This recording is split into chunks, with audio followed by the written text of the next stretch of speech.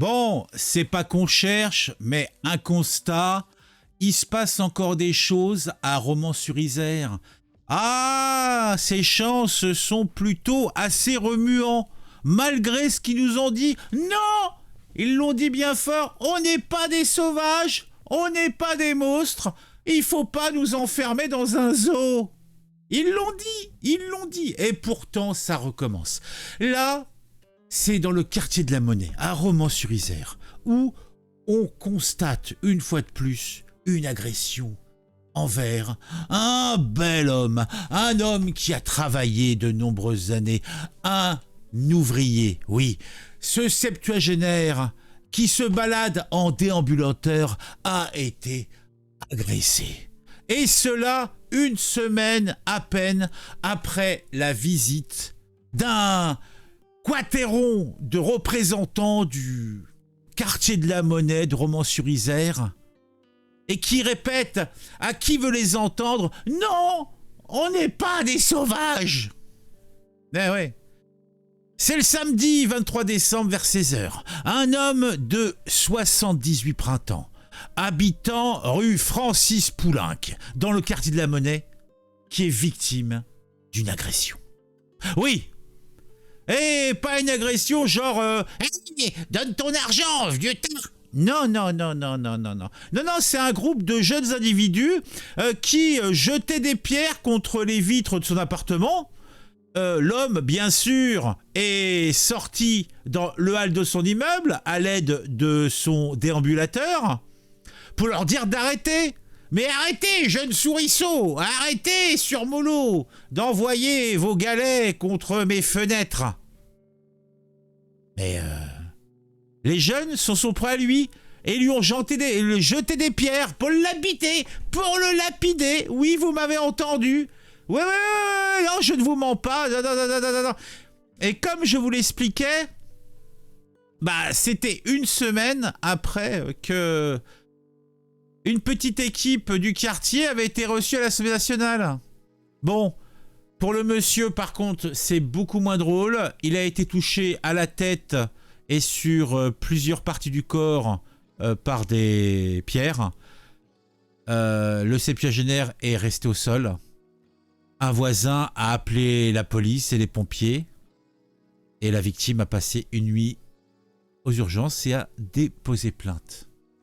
Voilà. Ça, c'est le premier élément. Mais comme je vous en parlais, avant l'agression de ce septuagénaire, nous avions,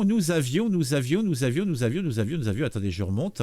Nous avions une petite équipe donc venant du quartier de la Monnaie qui a été visiter l'Assemblée nationale en tant que représentant du quartier, répétant « On n'est pas des sauvages !»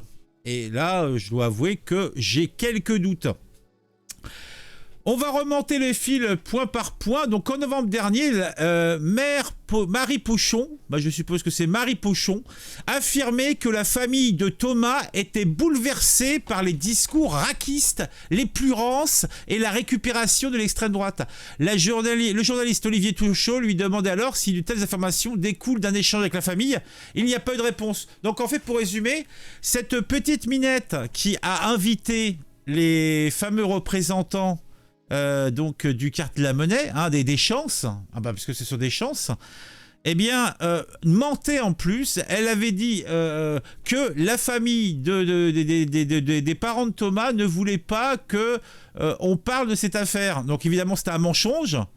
Là, le vœu de la famille et des proches de Thomas qui sont là depuis 3 jours bouleversés par tous ces discours de récupération d'extrême droite racistes les plus rances, alors même que eux, ce qu'ils souhaitent, c'est pouvoir vivre leur deuil de manière apaisée. Ils n'ont même pas encore enterré leur enfant. Enfin, il faut se rendre compte de l'ignominie de ces propos-là. Donc laissons faire l'enquête et une fois qu'on aura effectivement les informations nécessaires, on pourra en dire des choses de manière politique. Donc, cette gourgandine, plutôt à mon goût, hein, cette petite coquine de 33 printemps qui nous vient de ELV, hein, ils en ont des mignonnes dans le temps. Hein. Bon, c'est une pourriture idéologique, ça va sans dire. Elle nous vient de Sciences Po Lyon, donc autant dire que c'est le mal absolu. Elle s'appelle Marie Pochon, hein, et puis elle nous vient pas du fond de la cuve, non. Cette militante écologiste qui a été... on peut le dire, elle a été élue députée, elle a été catapultée dans un coin où elle avait aucune source, aucun rapport, mais elle a été placée là par la NUPES pour représenter donc la NUPES, et c'est une membre de LV. Elle est fille de maire, ça va sans dire, qui est également proviseur d'un lycée, donc autant dire que c'est pas n'importe qui. Hein. Et puis la maman, elle descend d'une famille de vignerons, hein, donc ça va aussi. Niveau pognon, on se sent bien, mais on a la fibre écologiste. Hein. Et puis, comme je l'ai dit, elle a 33 balais et elle est plutôt choupinette. Hein. Ah non, mais elle mériterait son petit coup, ça va sans dire. Hein. Nous, on n'est pas respectueux des élites. Hein. Attends, alors. Revenons, alors maintenant on a vu que bon déjà c'était une menteuse pathologique qui faisait de la récupération, elle est membre de ELV, et puis elle continue dans la récupération. Le 18-12, elle annonce que... Attendez, on va peut-être agrandir un petit peu, parce que c'est peut-être un petit peu pas très visible pour vous. Voilà, comme ça sera peut-être mieux. Attendez, on va réduire un petit peu, comme ça, voilà. Donc, Marie Pochon, le programme de la dernière semaine de l'année. J'accueille cette semaine Maëlle, bon, on s'en fout, qui est stagiaire en 3e, et je reçois également le mercredi 20 décembre avec des jeunes du quartier de la Monnaie de Romans-sur-Isère. Alors, en fait, pour résumer, pour aller à l'Assemblée ou pour avoir une minute de silence, hein, il faut que vous soyez... vous venez d'un quartier où il y a beaucoup d'embrouilles, que vous soyez au minima donc une victime de l'État, de la France, que vous soyez manifestement donc sans un sou, cela à la limite il y en a beaucoup, que vous soyez éventuellement racisé, hein, c'est comme il se dit dans le bon monde, et que il s'est passé une dinguerie par chez vous, hein, que l'un de vos corrélagionnaires ait par exemple enfoncé des coutelas de plus de 20 cm dans le bidon de jeunes de 15 à 18 ans, voilà, tout simplement. Donc là, en fait, les victimes, vous voyez... Tout le narratif qui nous sort, c'est que les victimes, ce sont les jeunes de quartier. Oui. Les jeunes de quartier qui ont été dans d'autres quartiers, qui n'ont rien à faire et qui ont fait des dingueries, hein, et qui ont peur de se faire agresser par les raquistes français. Hein. Donc, ils doivent se balader avec des couteaux, des coutelas, que dis-je, des baïonnettes, que dis-je, des serpes. Non, mais on croit rêver. Donc, cette gourgandine... a invité tout ce petit monde à l'Assemblée, plusieurs jeunes du quartier de la Monnaie de Romans-sur-Isère, sous le feu des critiques depuis le drame de Crépol, auront la possibilité de s'exprimer le mercredi 20 décembre dans un salon de l'Assemblée nationale. Une démarche de la députée écologiste de la Drôme, Marie Pochon, qui se faisant... En plus, vous savez ce qu'on appelle les pochons, c'est le truc pour tenir les nichons, vous savez. C'est une sorte de... coquine. Enfin. Une démarche de la députée écologiste qui se faisant dépasse les frontières de sa 3e circonscription pour mener une action politique qui concerne le nord du département. Leur message est simple, indique son cabinet par communiqué à l'évocation des jeunes romanais. Ils sont la France, au même titre que tous leurs compatriotes. Oui, ils sont la France au même titre, mais c'est la face la plus noire, la plus sombre, celle qui remplira nos prisons. Oui, nos prisons! Ils aspirent au même rêve, oui, l'argent, le pognon.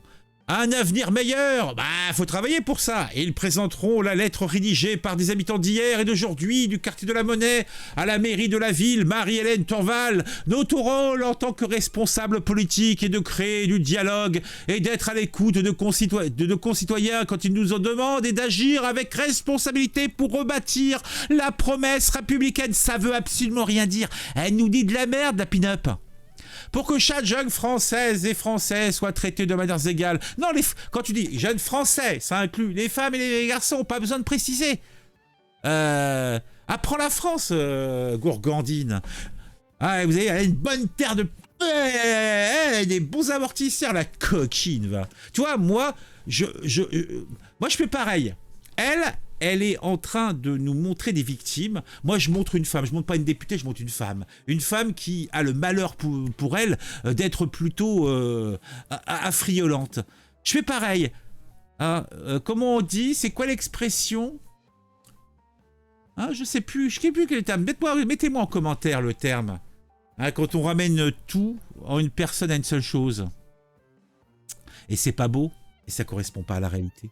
Mais bon, en tout cas, elle a invité les trucs. Et donc, alors, on a la fameuse session. Alors, il y a Garrido aussi qui est là. Alors, regardez, elle a même mis une petite jupe, là, rien que pour m'exciter. Regardez, là, cette coquine. Va. Ah, tu fais ça pour me rendre fou. Hein, bah, tu y arrives. Ah, c'est fait une petite couleur. Hein, c'est bien que j'aime bien un petit côté Maréchal Le Pen. C'est un petit le blond, là. Ah, coquine. Va. Oh. Ah, le serpent qui est en moi. Il va pas se retenir, là.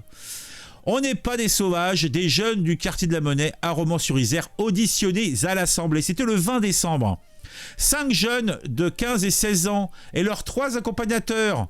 Bon, ils avaient des airs de bœuf au cas où ils s'énervaient. Tous originaires du quartier de la Monnaie à Romans-sur-Isère, dans la Drôme, ont été auditionnés par plusieurs députés à l'Assemblée nationale. Ils dénoncent la stigmatisation dont ils sont victimes depuis le drame de Crépol. Bah ouais. Et Paul Vieux, là, le septuagénaire, c'est quoi? Et les autres, là, la vote de stupéfiants, et les saloperies, et puis les émeutes, c'est quoi?